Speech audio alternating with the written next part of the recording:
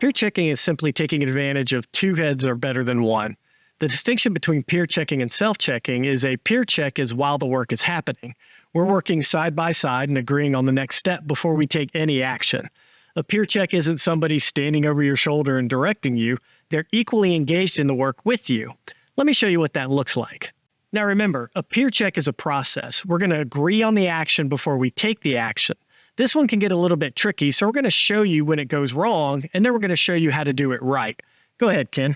All right, so we're going to install two AA batteries into component Bravo 1, ensuring proper orientation of battery polarity. All right, I understand. Two AA batteries into component Bravo 1. Put that one in there, and this one in here. All right, done. Now, as you can see, that's not right. But I didn't give Ken an opportunity to stop me. I didn't communicate to him what my intent was, what the next step was I was going to take. I needed to let him know what the next step I was going to take was, and then he needed to give concurrence to let me know it was okay to do that. So let's try it again.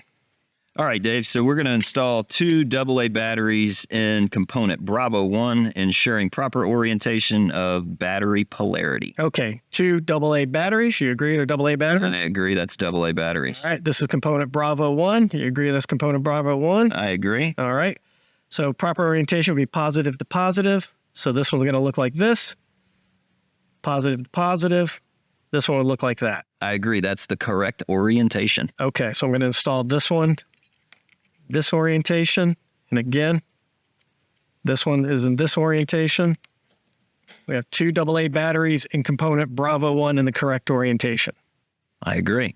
I agree. They're installed correctly. Notice how we got concurrence before the action was taken, so we didn't have a negative consequence. As you can see, a peer check is a great way to get two heads engaged in doing one task.